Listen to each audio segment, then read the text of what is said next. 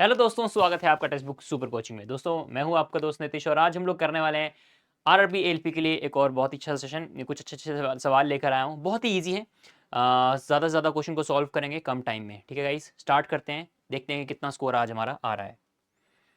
चलिए दोस्तों देखते हैं कि प्रश्न क्या कह रहा है।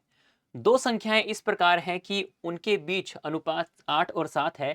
यदि पहली संख्या में 6 और दूसरी संख्या में 4 जोड़ा जाता है तो अनुपात 7 और 6 हो जाता है। छोटी संख्या क्या है भाई? छोटी संख्या निकालनी है तो हम लोगों को पता है कैसे करते हैं इसको भाई सॉल्व। बताइए, आ जाइए। देखो पहले 8x है और यहाँ पर 7x है। यहाँ पर मैंने 6 जोड़ा, यहाँ पर मैंने 4 जोड़ा। मेरा जो अनुपात बन गया वो 7 और 6 का हो गया है। ठीक है, क्या कह रहे हैं? 6 मैंने फर्स्ट में जोड़ा और 4 मैंने सेकंड में जोड़ा तो मेरा अनुपात बदल गया है। क्रॉस मल्टीप्लाई करिए दोस्तों, कैसे करेंगे? 48 हो गया x plus 36 is equal to 49x plus 28।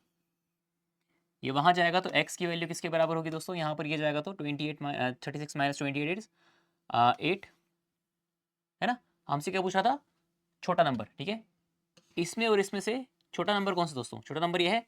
तो x को जो 8 है यहाँ पुट करिए तो कितना जाएगा? 7 8 jar 56 is the right answer of this question. ठीक है, 56 अपना सही आंसर निकल के आ चुका है। आगे चलें। यस, अगला प्रश्न दोस्तों आप लोगों के सामने क्या कह रहा है प्रश्न? प्रश्न को पढ़ेंगे। यदि 275 रुपए को राम और श्याम के बीच विभाजित किया जाना है ताकि राम को श्याम से जितना मिलता है उससे 3/4 अधिक मिले तो राम का हिस्सा क्या होगा? है ना, राम को जितना मिलता है वो 3/4 ज्यादा मिले श्याम से, 3/4 ज्यादा मिले तो राम को श्याम से, ठीक है, अगर ये शाम 4 है तो 3 ज्यादा मिले तो मतलब कि 7 मिलेगा शाम राम को। देखो शाम का क्या था? 4 था, इतना ज्यादा है, कितना? 3 ज्यादा है इसमें तो 7 हो गया। ठीक है, जोड़ दिया अगर जाएगा दोस्तों तो जोड़ दिया जाए तो इसको हम लोग 11 लेंगे। 11 की वैल्यू दे रखी है अपने पास, जो दोनों को मिल रहा है वो 275 मिल रहा है ना। राम का शेयर क्या है? तो राम का शेयर दोस्तों 7 की वैल्यू पूछ रहा है, 7 की वैल्यू क्या होगी? तो 25 इंटू 7 कितना हो गया? ये 175 मेरे पास सही उत्तर निकल के आ चुका है। Option number 3 is the right answer. ठीक है गाइस, क्लियर हो गया। लाइन अच्छी थी, लैंग्वेज अच्छी थी वाली। आगे चलते हैं। ए, बी और सी क्रमशः 10, 12 और 15 दिनों में कार्य पूरा कर सकते हैं। वे तीनों मिलकर एक साथ काम शुरू करते हैं। यदि कार्य पूरा होने से 5 दिन पहले ए कार्य छोड़ देता है और ए के 2 दिन के बाद बी छोड़ देता है तो उन दिनों की संख्या ज्ञात कीजिए जब कार्य पूरा हो जाएगा। कार्य जब पूरा हो जाएगा वो संख्या क्या है दोस्तों? तो ए लिखेंगे, बी लिखेंगे, सी लिखेंगे। यहाँ पर 10 दिन लग रहे हैं, यहाँ पर 12 दिन और यहाँ पर 15 दिन लग रहे हैं काम करने के लिए। ठीक है, काम पूरा करने के लिए। तो इनका एलसीएम लिया जाएगा जो कि टोटल वर्क होगा। तो एलसीएम कितना आ गया दोस्तों? यहाँ पर 60। यस हो गया। एफिशिएंसी कितनी आ गई? 6 यहाँ पर आ गई, 5 यहाँ पर आ गई और 4 यहाँ पर आ गई। दक्षता निकल के आ चुकी है। कह रहा है कि ए जो है 5 दिन पहले, काम खत्म होने के 5 दिन पहले छोड़ के जा रहा है। तो 5 दिन का काम कितना है? 30 30 इसमें ऐड कर देंगे। और बी जो है 2 दिन पहले, क्या कह रहा है दोस्तों? Be left 2 days after a. देखो ए जो है ना, देखो काम पूरा का पूरा खत्म हो रहा है ऐसे। ए यहाँ पर छोड़ के गया है कितने दिन पहले? 5 दिन पहले। ठीक है, और बी यहाँ पर है, बी यहाँ पर छोड़ के गया है। क्या कह रहा था? 2 डेज आफ्टर ए, मतलब कि यहाँ से लेकर यहाँ तक 2 दिन। तो मतलब कि अगर एंड से देखा जाए तो कितने? 3 दिन पहले बी छोड़ के जा रहा है। ठीक है, काम खत्म यहाँ हो रहा है तो काम खत्म होने के 3 दिन पहले बी छोड़ के जा रहा है। तो बी का 3 दिन का काम कितना है? 15। तो 15 इसमें जोड़ दो। अभी काम जो मेरे पास बचा है दोस्तों ये 105, ये किसके द्वारा होना है? सबके द्वारा। तो 5 4 9 6 15। तो 15 की एफिशिएंसी है, कितना समय लेंगे अगर ये कर देना चाहते हैं इस काम को दोस्तों? तो कितना आ जाएगा टाइम मेरे पास? 7 is the right answer of this question. ठीक है गाइस, क्या हो गया? 7 मेरे पास सही आंसर आ गया। ये क्या मेरे पास क्या करेंगे? जो भी एक्स्ट्रा वाला ना उसको निकाल देंगे, पहले बिफोर वाले केसेस को निकाल के ऐड कर लेंगे और जो भी काम है वो सबसे करवा देंगे। ठीक है, ये कॉन्सेप्ट आपको ध्यान में रखना है। ये ट्रिक आपको हर कहीं यूज हो जाएगी। इसकी लाइन बहुत अच्छी है दोस्तों, यहाँ पर आप लोग फंस सकते हो। ठीक है, तो इंपॉर्टेंट क्वेश्चन में इसको मार्क कर लेंगे। बड़ा अच्छा सवाल है ये। अगले प्रश्न की ओर चलते हैं। एक पाइप को होस से जोड़ा जाता है और होस को भरने में 5 घंटे लगते हैं। यदि एक दूसरे पाइप को होस से जोड़ा जाता है तो दोनों पाइपों द्वारा होस को भरने में 2 घंटे लगते हैं। दूसरे पाइप द्वारा होस को भरने के लिए एक आवश्यक समय कितना है वो ज्ञात हमको करना है। देखिए तो ए है अपने पास, ये 5 घंटे लेता है टैंक को फिल करने के लिए। Second pipe is connected to the system, then it takes 2 hours. Sorry. यदि एक दूसरे पाइप को होज से जोड़ दिया जाता है तो दोनों पाइपों द्वारा होज को भरने में 2 घंटे लगते हैं। ठीक है, अगर दो मिलकर काम कर रहे हैं तो यहाँ पर 2 घंटे में काम हो रहा है। ठीक है, दोनों काम कर रहे हैं। आप एलसीएम लेंगे 10 हो जाएगा पूरा का पूरा कार्य। एफिशिएंसी होगी यहाँ पर 2, यहाँ पर आ गया 5। ठीक है, आ गया। क्या कह रहे हैं दूसरे पाइप, ठीक है। अब भाई देखो इसको माइनस करेंगे तो बी आएगा जो कि दूसरा वाला पाइप है। इसको माइनस करेंगे तो बी की एफिशिएंसी कितनी आ गई, 3, है ना। तो यही पूछ रहा ना यार कि जो बी है, जो बी की दक्षता है वो कितना समय लगाएंगे अगर इसको पूरा का पूरा वो भर देना चाहती है। तो टाइम आ रहा है कितना, 10/3। और 10/3 का मतलब होता है दोस्तों कितना, 3 सही, 1/3 मेरे पास सही उत्तर निकल के आ जाएगा। ठीक है, क्या आ रहा है दोस्तों मेरे पास ऑप्शन नंबर आ रहा है 3 इज द राइट आंसर। किसी को कोई डाउट है तो प्लीज पूछ लीजिए एवरीबडी, जल्दी से गाइस। कोई भी किसी भी प्रकार का अगर डाउट होगा तो पूछते जाइएगा। एंड दोस्तों एक बार शेयर कर लो यार, क्या कर रहे हो जल्दी से। सही बच्चे क्या करेंगे, एक बार शेयर कर लेंगे, सबको बुला लेंगे कि भाई क्लास चालू हो चुकी है और अभी हमको प्रैक्टिस करना है ज़्यादा से ज़्यादा, क्योंकि एग्जाम क्या है दोस्तों बिल्कुल नज़दीक में आ चुका है। जल्दी से इस क्वेश्चन को उड़ाइए फटाफट से दोस्तों।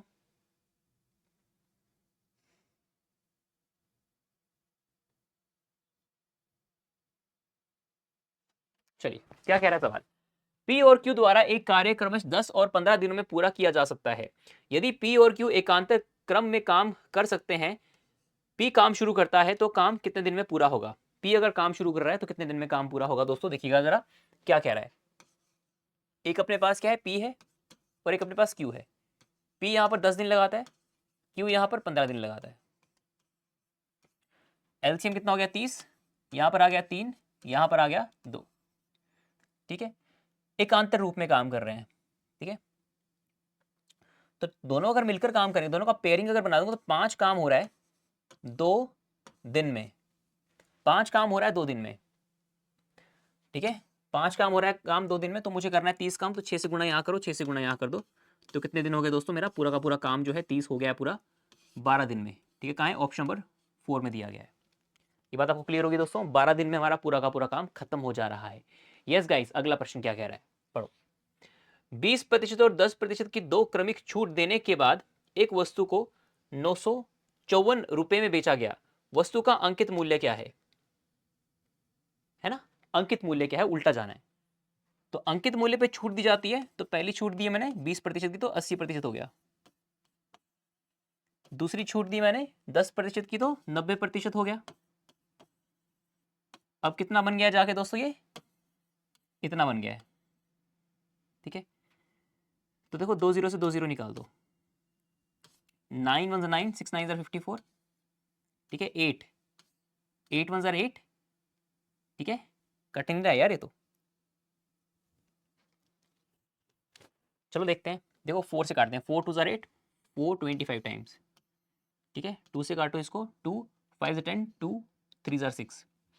तो 53 को मल्टीप्लाई करना है किस साथ, 25 के साथ। तो करिए जरा कितना आ रहा है, 25 3 75, 25 5 125। कितना आ गया देखना जरा, 5 7 5 12, एक कैरी 3, 1325 मेरे पास आ गया। सही उत्तर ऑप्शन नंबर दिया गया है 1 में, है ना। ये करना था ना हमको, और तो नहीं करना था कुछ, बस ये करना था। कैलकुलेशन आ गया थोड़ा बीच में, ठीक है, थोड़ा सा क्या कैलकुलेशन यहाँ पर आ गया था। चलिए कोई बात, अगले प्रश्न को पढ़ते हैं। अपनी 16वीं पारी में एक बल्लेबाज 92 रन का स्कोर बनाता है और इससे उसका औसत 4 से बढ़ जाता है। 16 पारियों के बाद उसका औसत क्या होगा। 16 पारियों के बाद एवरेज हमसे पूछ रहा है दोस्तों। कैसे करेंगे देखिए, देखिएगा जरा। देखो पहले 15 पारियां खेली, उसके बाद एक और पारी जो कि 16th इनिंग थी, इसमें उसने 92 रन बना दिए, है ना। और जो एवरेज था हमारा, वो एवरेज हमारा 4 से बढ़ गया, मतलब x+4 हो गया।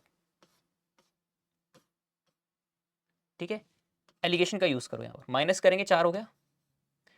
ठीक है, ये अगर 4 गुना हो रहा है तो इसको भी कर देंगे 4 गुना, 60 हो गया। ठीक है, अब हमको ये पता है कि ये अगर इससे छोटा है तो ये इससे बड़ा होगा, जस्ट सब्ट्रैक्ट, दोनों को माइनस करिए दोस्तों, कितना वैल्यू आ रहा है 92 में से अगर मैं 60 को निकाल दूंगा तो मेरे पास 32 आ जाएगा, जो कि यहाँ पर वैल्यू आएगा। अगर मुझे यहाँ का वैल्यू निकालना है तो 4 माइनस करूंगा तो आ जाएगा 28। क्या पूछ रहा है कि आफ्टर 16 है, तो आफ्टर 16 में क्या आ जाएगा 32 मेरे पास कहाँ दे रखा, option number 1 is the right answer of this question. ठीक है गाइस, ये बात आपको क्लियर होगी। एलिगेशन लगाइए और आंसर को पाइए, एलिगेशन लगाइए और आंसर को पाइए। आगे अगले सवाल की तरफ चलते हैं। नेक्स्ट क्वेश्चन उड़ाना है जल्दी दोस्तों, शेयर कर दीजिए एक बार।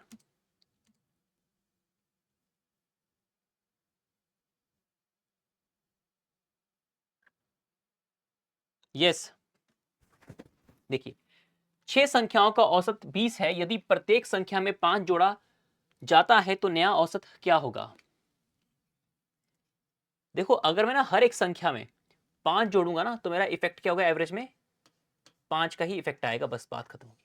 ठीक है, जो मेरा सभी नंबर में इफेक्ट होगा वही मेरा एवरेज में इफेक्ट डालेगा, वही मेरा एवरेज में रिफ्लेक्ट करेगा। इफेक्ट रिफ्लेक्ट जो मर्जी कहना कह लो, हर एक नंबर में जो बदलाव होगा वही हमारा एवरेज में शो करेगा। सिंपल सी बात है दोस्तों। इस टेलीग्राम ग्रुप पे आपको मिल जाएगा पीडीएफ इस सेशन का, तो यहाँ पर जुड़ जाना है आपको। ठीक है गाइस, पीडीएफ के लिए सॉल्व पीडीएफ आपको मिल जाएगा। अगला प्रश्न पढ़ते हैं दोस्तों, जूम कर देता हूं एक बार में, देखिएगा। नमन अपनी मासिक आय का 50% घर के सामान पर खर्च करता है और अपनी मासिक आय का 20% कपड़े खरीदने में खर्च करता है। अपनी मासिक आय का 5% दवाइयों पर और शेष 11,250 रुपए की राशि जमा करता है, तो नमन की मासिक आय कितनी होगी। मासिक मतलब मंथली उसके वेजेस कितने हैं वो पूछा जा रहा है। आ जाते हैं दोस्तों, उड़ाते हैं इसको। देखो एक चीज ध्यान रखनी है, ठीक है, 50% किसका है, मंथली इनकम का है, 20% भी मंथली इनकम का है, और जो 5% है वो दोस्तों क्या है, ये भी मंथली इनकम का है। तो इनको डायरेक्टली जोड़ दो, कितना है दोस्तों ये 75%, जो कि खर्च हो चुका है, खत्म हो गया है। बचा कितना दोस्तों, 25% बचा हुआ है, ये भी रिमेनिंग है। ये 25% क्या है, ये रिमेनिंग है। और ये 25% जो है दोस्तों, ये इसके बराबर दिया गया है। ठीक है, 25% जो है मेरे पास दिया गया है किसके बराबर, 11,250 के बराबर। मंथली इनकम पूछ रहा है, तो 100% की वैल्यू क्या हो जाएगी, 25 4 जार 25 5 जार। ठीक है, तो 45,000 आ गया, बल्ले बल्ले आंसर मेरे पास आ चुका है। ठीक है ना गाइस, क्लियर हो गया सबको, कुछ डाउट नहीं होना चाहिए, इजी सवाल था। तो जिस इसके ऊपर परसेंटेज चेक किया जाता है, अगर कांस्टेंट वैल्यू है, कांस्टेंट वैल्यू जैसे कि यहाँ पर भी मंथली इनकम पे, यहाँ पर भी मंथली इनकम पे, यहाँ पर भी मंथली इनकम पे, तो डायरेक्टली उसको ऐड ही कर लो, तो बारी बारी करके मत कैलकुलेट करना उसको, है ना। अगला प्रश्न क्या कह रहा है, इसको सॉल्व करते हैं। कह रहा है कि भाई यदि ए की आय बी की आय की तुलना में 60% अधिक है तो बी की आय ए की तुलना में कितनी प्रतिशत कम है। ए की आय बी की तुलना में 60% ज्यादा है, तो 160 यहां हो गया और 100 यहां हो गया, कितना आ गया 2 8 जार 2 5 जार।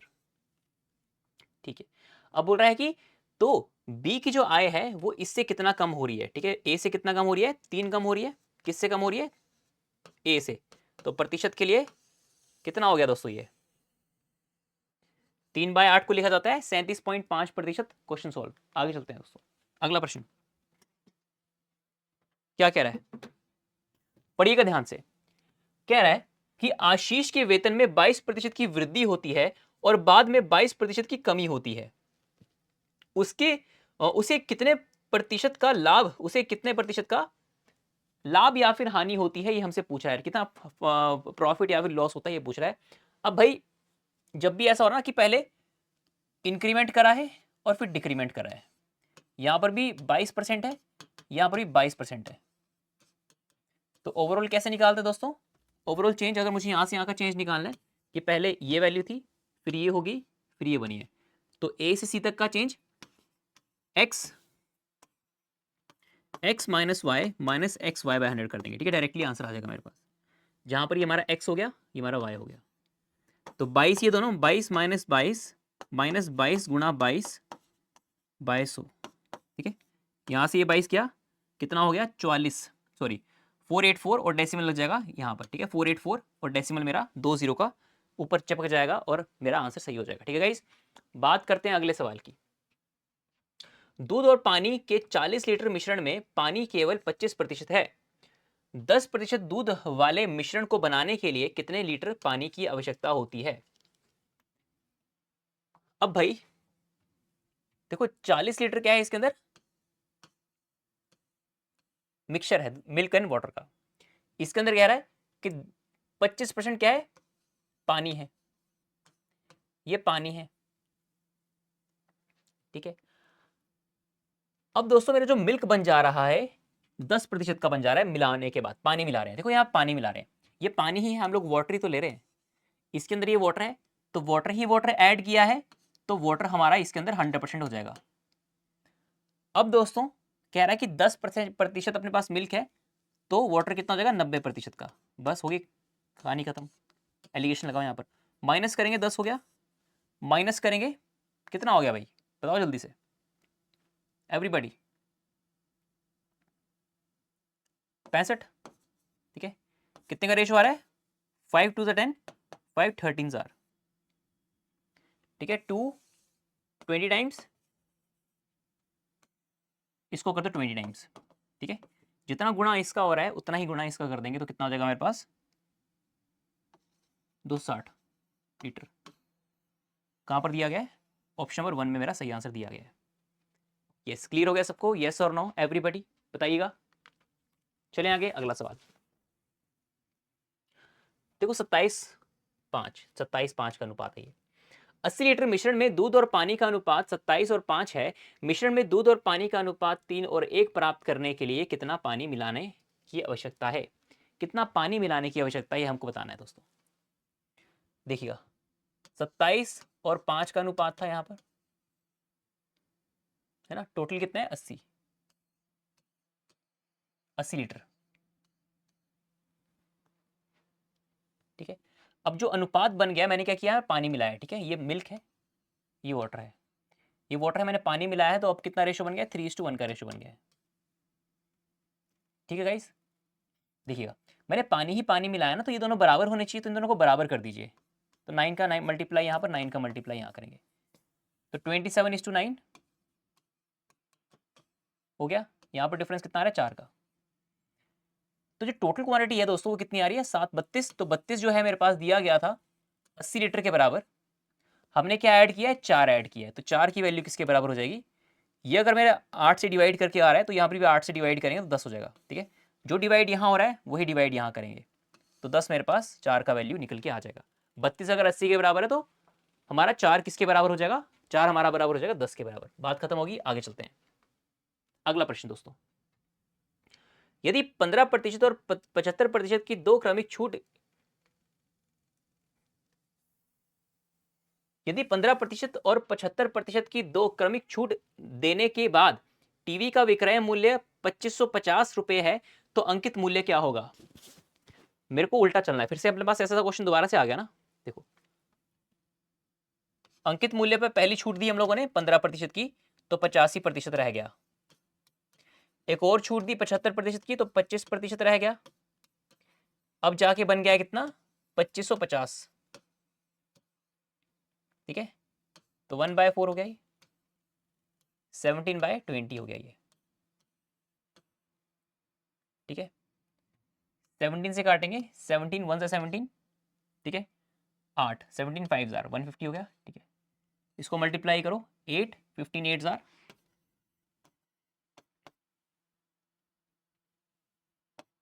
12,000 मेरे पास सही उत्तर निकल के आ जाएगा, ठीक है। Question solve, yes, option number 2 is the right answer of this question, है ना गाइस, सिंपल सी बात है। आगे चलते हैं। राम और राजू की आयु का योग 108 वर्ष है और उनकी आयु का अंतर 28 है, तो राजू की तुलना में राम की आयु कितनी प्रतिशत अधिक है, ये हमको बताना है, ठीक है। कितना ज्यादा है कितना कम है ये हमको पूछा जाता है जनरली, बस यहाँ पर क्या है दोस्तों, राम की कितनी ज्यादा है राजू से, ये पूछ रहा है प्रतिशत में। देखो योग दिया गया पहले राम जी का और राजू जी का, कितना दिया गया दोस्तों, ये दिया गया 108। अंतर कितना है, राम जी का और राजू जी की उम्र का बीच का अंतर कितना है, ये दिया गया है 28, है ना। इक्वेशन बनानी है, इक्वेशन बना लो, देखो माइनस करते हैं, ये तो प्लस कर लेते हैं, ये प्लस किया प्लस किया प्लस किया, ये तो कट गया, तो 2 राम, ठीक है, कितने किसके बराबर हो गया, इसके बराबर हो गया, तो राम जी की कितनी आ गई आ गई। तो राजू जी की कितनी हो जाएगी,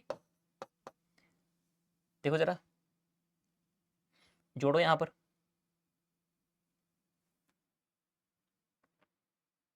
40 होगी। दोनों का अंतर पूछ रहा है कितना है, 28 का। किस पे चेक करना है, ओल्टर देन, कितना ज़्यादा है राम राजू से, तो राजू की नीचे आ जाएगी, इंटू 100 कर दीजिए, मतलब कि ये क्या है, दोनों के बीच का अंतर। और किस पे चेक कर रहे हैं, राजू पे चेक कर रहे हैं। तो करिए सॉल्व, 70 मेरे पास प्रतिशत सही उत्तर निकल के आ जाएगा। ऑप्शन नंबर 2 हमारा सही आंसर हो गया। ठीक है, जल्दी जल्दी करना है इसको, जल्दी जल्दी करना है, दिमाग दौड़ाना है। दो संख्याओं के लघुत्तम समवर्तक और महत्तम समवर्तक क्रमश 13 और 455 है। यदि एक संख्या 65 है तो अन्य संख्या क्या है। देखो, HCF into LCM is equal to product of two numbers होता है।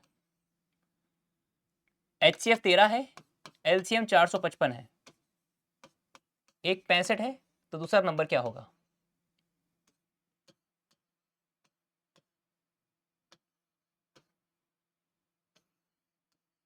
ठीक है, HCF into LCM is equal to product of two number, ये सबको पता है, बच्चे बच्चे को पता है। चलो दोस्तों आगे चलते हैं, आसान क्वेश्चन था। एक एक कितने संभव मानों के लिए संख्या ये जो है ये 3 से विभाज्य होगी। ठीक है, 3 से कटनी चाहिए, ये संख्या 3 से कटनी चाहिए। तो दोस्तों संख्याओं का योग 3 से कटना चाहिए। 3 का विभाज्यता नियम ये कहता है, तो जितने भी 3 है वो निकालते जाएंगे। 3 निकाल दिया, 2 और 1 3, ये भी निकाल दिया। 7 5 12 3 से कट जाता है, निकाल दिया। 6 ये भी निकाल दिया, बस हो गया। अब यहाँ पर तो 0 भी आ सकता है, 3 भी आ सकता है, 6 भी आ सकता है, 9 भी आ सकता है। मतलब कि मेरे पास ना 3 से कटने वाली ही संख्याएं ये जो कि यहाँ पर आ सकती हैं। ठीक है, अब यहाँ पर मैंने अगला नंबर क्यों नहीं लिया, क्योंकि दोस्तों वो दो अंकों की संख्या हो जाएगी, हमको एक अंक की संख्या चाहिए जो कि ए है। 0 हो सकता है, 3 हो सकता है, 6 हो सकता है, 9 हो सकता है। तो कितनी 4 संख्याएं पॉसिबली मेरे पास बन सकती हैं यहाँ पर, है ना। आगे चलते हैं, अगला प्रश्न दोस्तों, इसको सॉल्व करते हैं। क्या कह रहा है प्रश्न, प्रश्न कह रहा है कि x प्लस 1/x4 दिया गया है, x क्यूब प्लस 1/x2। तो यहाँ पर हम पूरा का पूरा रिवाइज कर लेते हैं एक बार, पूरा का पूरा ना रिवाइज कर लेते हैं एक बार हिसाब किताब। देखिएगा, अगर हमारे पास x प्लस 1/x दिया गया है, तो हमको पता है कि x स्क्वायर प्लस 1/x2 क्या होता है, k स्क्वायर माइनस 2। ठीक है गाइस, सॉरी। तो अब दोस्तों अगर हमें निकालना है x क्यूब प्लस 1/x3, तो ये क्या आता है, k क्यूब माइनस 3k, है ना, ये हो गया। अगर मुझे निकालना है x क्यूब, ठीक है, अभी इसमें ना इतना ही रखते हैं, और क्या कौन कौन सी चीज़ होती है दोस्तों, उसको निकालने की कोशिश करते हैं। अच्छा, एक और चीज़, अगर ना दोस्तों देखो ये वाला केस हो गया, इसको यहाँ ब्रैकेट में रख दो, ब्रैकेट में रख दो इसको। अब अगला केस जो होता है वो क्या होता है कि अगर मुझे निकालना है x माइनस 1/x से x स्क्वायर प्लस 1/x2, तो इसमें होता है क्या, k स्क्वायर प्लस 2 होता है, ध्यान रखना है। ठीक है, माइनस जब प्लस में आते हैं। और अगर ये दिया गया तो x क्यूब माइनस 1/x3 अगर निकालना है तो क्या करते हैं दोस्तों, k क्यूब प्लस 3k करते हैं, है ना। ये वाला पार्ट एक अलग हो गया, है ना। अब अगला क्या है दोस्तों, इसमें क्या क्या होता है, हाँ, x प्लस 1/x अगर अपने पास 1 दिया गया हो, ठीक है, तो हमें पता है कि x क्यूब क्या होता है दोस्तों, एवरीबडी बताइए मुझे। ठीक है, x क्यूब, देखो इसको ना एक बार प्रूव कर लोगे ना तो आपको दिक्कत नहीं आएगी। ठीक है, मैं एक प्रूव करूंगा, बाकी सारे के सारे आप लोगों के सामने आ जाएंगे। तो इसको देखो मल्टीप्लाई कर लो, एक्स स्क्वायर हो जाएगा plus 1 is equal to x हो गया, एक्स को यहाँ दे दो, x square plus 1 minus x is equal to 0 हो गया। मैं करूंगा x प्लस 1 से मल्टीप्लाई यहाँ कर दूंगा और x प्लस 1 से मल्टीप्लाई यहाँ कर दूंगा, तो 0 ही हो जाएगा, 0 हो गया ये, है ना। और ये क्या बन गया, x क्यूब प्लस 1 क्यूब की वैल्यू 0 होगी। तो मुझे पता है कि x क्यूब की वैल्यू क्या आ जाएगी यहाँ पर, -1 हो जाएगी। ठीक है, अगर ये दिया गया है तो ये होगा, ये आपको ध्यान में रखना है। ठीक है, ये बहुत इंपॉर्टेंट रिलेशनशिप है। ठीक है गाइस, अब आगे चलते हैं और बताइए। और अपने पास जो चीज़ें होती हैं मेजरली उसको एक बार लिख देता हूँ मैं। ठीक है, x प्लस 1/x अगर अपने पास k दिया गया है तो x का पावर 5 प्लस 1/x का पावर 5 कैसे निकलता है दोस्तों, ये निकलता है x cube plus 1/x cube multiply कर लेंगे x square plus 1/x² minus x plus 1/x। ठीक है, इन दोनों को सम 5 बनना चाहिए और ये कंसेक्यूटिव होने चाहिए, 3 और 2 दोनों के बीच का अंतर मेरे पास 1 होना चाहिए। तो इतना भी ध्यान रखोगे ना तो इसको रिवाइज करने का कोशिश करना है आपको। ठीक है गाइस। अच्छा, एक और चीज़ यहाँ पे लिख देता हूँ, इंपॉर्टेंट है। x प्लस 1/x का होल स्क्वायर है, उसमें से अगर मैं x माइनस 1/x का होल स्क्वायर निकाल दूंगा तो मेरे पास आता है 4। ठीक है, ये इंपॉर्टेंट है, बहुत ज़्यादा इंपॉर्टेंट है ये, वेरी वेरी इंपॉर्टेंट। ये कब यूज़ करते हैं? जब हमको प्लस से माइनस में जाना होता है और माइनस से प्लस में जाना होता है। ठीक है, ये बहुत ज़्यादा कह सकते हैं कि हेल्पफुल रहता है अपने पास। चलिए, अब अगला प्रश्न आप लोगों के सामने क्या कह रहा है, सॉल्व करेंगे इसको। देखो, √5 tan theta is equal to 5 sin theta sin square theta minus cos square theta क्या होगा? अब भाई √5 tan theta is equal to 5 sin theta ठीक है, √5 sin theta by sin theta by cos theta 5 sin theta. ठीक है, यहां से गया ये 5√5 हो गया। ठीक है, तो cos थीटा कितना हो गया मेरे पास 1/5 1/√5। मतलब कि राइट एंगल ट्राइंगल अगर मैं ड्रॉ करता हूं तो cos होता है बेस बाय हाइपोटेन्यूज। ठीक है गाइस, तो ये हो जाएगा 2, ये 1, तो ये सेटिस्फाई कर जाएगा यहाँ पर थीटा की वैल्यू पे। आ जाते हैं यहाँ पुट करते हैं, साइन क्या होता है परपेंडिकुलर बाय हाइपोटेन्यूज, तो 4/5 हो गया माइनस कॉस कितना होता है बेस बाय हाइपोटेन्यूज, तो 1/5 हो गया। ये कितना हो गया 3/5 मेरे पास यहाँ से निकल के आ रहा है। ठीक है, क्वेश्चन सॉल्व हो गया, बताइए जल्दी दोस्तों फटाफट से। Option number 1 is the right answer. Clear, आगे चलते हैं। cot x is equal to 5/12 दिया गया है, secant x plus cosecant x क्या होगा? cot x 5/12 दिया गया है, तो cot x 5/12 का मतलब हो गया कि भाई राइट एंगल ट्राइंगल ड्रॉ करो एक। cot x, देखो x ले लेंगे ये वाला एंगल, कोट होता है 5 बेस बाय परपेंडिकुलर, तो 13 हो जाएगा। 13 12 और 5 ट्रिपलेट बनाते हैं, आ जाओ। सीकेंड क्या होता है हाइपोटेन्यूज बाय बेस, तो 13/5 हो गया, प्लस कोसिकेंड होता है हाइपोटेन्यूज बाय परपेंडिकुलर, तो 13/12 हो गया। ये कितना हो गया देखना जरा, एलसीएम लिया जाएगा तो नीचे हो जाएगा 60, 12 13 जार कितना दो दोस्तों, यार दिमाग में 156 होता है ना, हाँ 156 होता है, प्लस 12 5 ज़ा 65, सॉरी 5 6 13 5 65, कितना हो गया दोस्तों यहाँ पर 221/60 मेरे पास सही आंसर आ जाएगा। क्लियर हो गया सबको, है ना, आसान था ना ये क्वेश्चन। बताइए अगला प्रश्न आप लोगों के सामने। एक समचतुर्भुज का विकर्ण दूसरे विकर्ण से 25% कम है, समचतुर्भुज का क्षेत्रफल 24 सेंटीमीटर स्क्वायर है, तो समचतुर्भुज की भुजा की लंबाई क्या होगी? अब समचतुर्भुज की कहानी तो आपको पता होनी चाहिए भाई बड़े अच्छे तरीके से। समचतुर्भुज कैसा होता है, ऐसा होता है, दिस इज अवर रोम्बस, एक डायगोनली हो गया, दूसरा डायगोनली हो गया। ठीक है, ये T1 है तो ये D2 है। एरिया क्या होता है 1/2 इंटू D1 इंटू D2, है ना, तो एरिया 24 दिया गया है, इज इक्वल टू 1/2 करेंगे। देखो एक जो D1 है वो क्या है, इससे 25% कम है, तो 4 हो गया, ये 3 हो गया। ठीक है, ठीक है, तो 3x इंटू 4x, 2 से कटाइए, 2 टाइम्स गया। ठीक है, 6 4 ज़ा 24, तो एक्स स्क्वायर की वैल्यू कितनी आ गई मेरे पास 4 आ गई, तो x कितना हो गया मेरे पास 2 हो गया, है ना। तो हमसे क्या पूछा है साइड, अब देखो 2 हो गया, ये कितना हो गया 6, ये कितना हो गया 8, जब मैंने एक्सपोर्ट किया तो पूरा का पूरा 6 है तो ये 3 हो जाएगा, ये पूरा का पूरा 8 है तो ये 4 हो जाएगा, तो 3 4 और 5 मेरे पास ट्रिपलेट बनाते हैं। ये साइड ये साइड ये साइड, सारी की साइड बराबर होती है। 90 डिग्री का कौन बनता है यहाँ पर, तो कितना आ गया दोस्तों मेरे पास, option number 3 is the right answer, of this question. ठीक है गाइस, क्लियर हो गया एवरीबॉडी? रोम्बस का फॉर्मूला लगाइए और आंसर पाइए। चलिए बहुत बढ़िया। एक शंकु और एक गोले की बराबर त्रिज्याओं और बराबर आयतन है। गोले का व्यास और शंकु की ऊंचाई का अनुपात ज्ञात कीजिए। अगर मैं बात कर रहा हूं यहां पर दोस्तों कोण की, तो कोण होता है 1/3 पाई आर स्क्वायर एच, है ना। ये होता है 4/3 पाई आर क्यूब। क्या कह रहा था, रेडियस बराबर है, तो ये एक रह जाएगा, ये दोनों खत्म हो जाएंगे। पाई से पाई खत्म हो गया, 3 से 3 खत्म हो गया,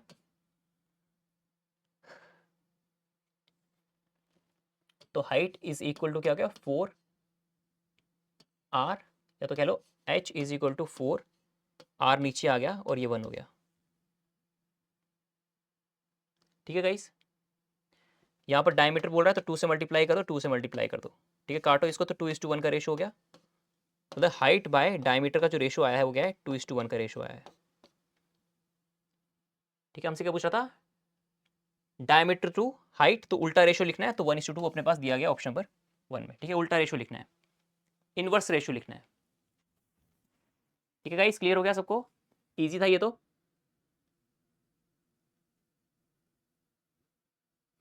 चलिए चलिए दोस्तों, इतना ही रखते हैं आज के सेशन को। ठीक है, बाकी आपके लिए कुछ होमवर्क है वो करके आइएगा जरूर से। पहला होमवर्क आप लोगों का ये हो गया है, ठीक है, दूसरा होमवर्क आप लोगों का ये हो गया है, एंड तीसरा होमवर्क आप लोग का ये होगा। 3 क्वेश्चन दे रहा हूँ होमवर्क के लिए, करके आइए, कल वाले सेशन में इसको हम लोग डिस्कस कर लेंगे। ठीक है guys, thank you very much for joining this class. दोस्तों अच्छा लगा सेशन तो जरूर से लाइक करेगा, मुझे अच्छा लगेगा, हमारी टीम को अच्छा लगेगा, आप लोग कमेंट करोगे, आप लोग लाइक करोगे, सब्सक्राइब नहीं किया तो सब्सक्राइब कर लीजिए। हमारा पूरा का पूरा एफर्ट रहेगा आप लोग के ALP या फिर कोई भी एग्जाम को निकालने के लिए, जो भी आपको कंटेंट चाहिए हम लोग प्रोवाइड करवाएंगे। बेस्टेस्ट मेथड कह लो, बेस्टेस्ट वे कह लो, वो हम लोग प्रोवाइड करवाने का कोशिश करते हैं आप लोगों को। बस आप कमेंट और लाइक भी करिएगा साथ में। ठीक है guys, thank you very much for joining this class, all the best guys, अच्छे से एग्जामिनेशन दीजिएगा, बाय बाय।